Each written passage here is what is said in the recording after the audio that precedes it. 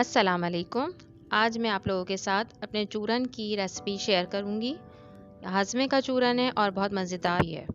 इसके लिए मुझे चाहिए काली मिर्चें 1 चटाक, काला नमक 1 चटाक, सौंठ 1 चटाक, नौसादर 1 चटाक। नौसादर डली की सूरत में मिलेगा आपको। देखिए 2 रंग का है, नीचे से येलो और ऊपर से वाइट वाइट सा। किसी भी पंसार की शॉप से आप ये ले सकती हैं। इसके लिए हमें एक स्टील का कटोरा चाहिए। ये स्टील में ही बनाएंगे, इसलिए मैंने स्टील का ही कटोरा लिया है। 1 गिलास पानी में हमने ये डली रखी है और इसको हमने चूल्हे पे रख दिया है।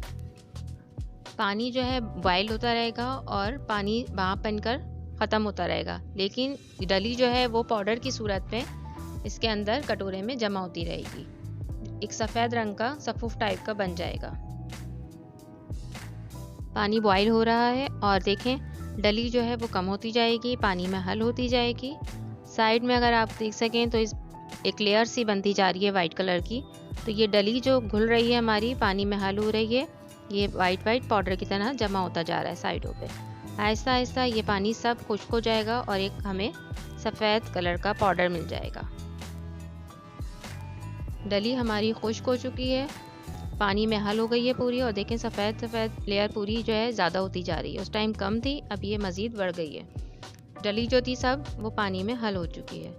आहिस्ता आहिस्ता हमें ये पानी भी खुश्क करना है। पानी खुश्क होता जाएगा और सफ़ेद आपके पास ये देखें सफ़ेद रंग का एक सफ़ूफ आ गया, लेकिन अभी ये गीला है। इसे हमें हल्की आंच पे खुश्क करना है। पानी खुश्क कर देंगी तो आप ये पाउडर की सूरत में आपके पास आ जाएगा।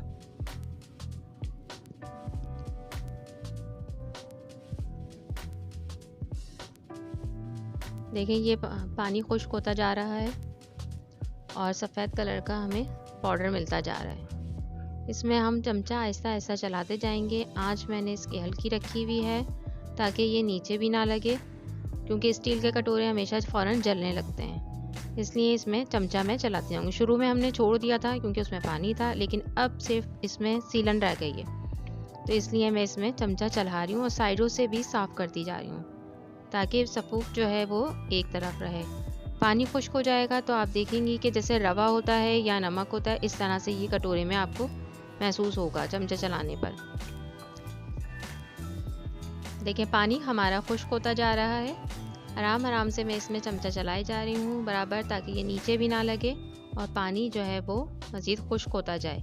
फिर ये आपको एकदम नमक की तरह से लगेगा। चमचा चलाती जाएं, ये जो गुठलियाँ सी हैं इसको तोड़ती जाएं, आपका पानी जल्दी खुश्क होगा। देखें ये अब शक्ल इसकी बिल्कुल चेंज हो गई है। हमने डली डाली थी, फिर वो कैसा हो गया, पानी की तरह से लग रहा था, और अब ये बिल्कुल नमक की तरह से हो गया। सारा काम बस सिर्फ ये है, इसके अलावा और कहीं आपको कुछ नहीं करना।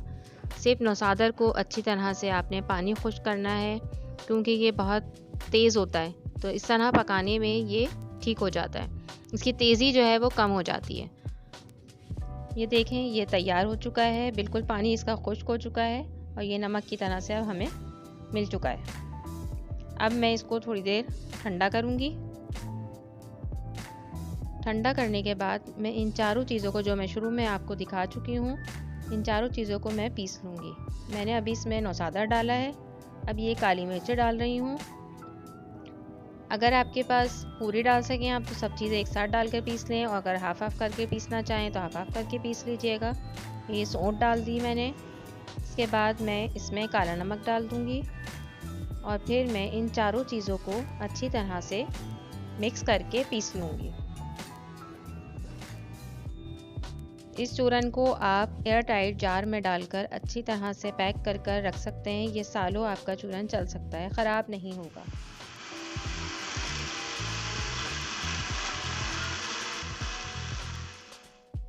हमारा चूरन तैयार हो चुका है और मैं इसे जार में डाल रही हूँ।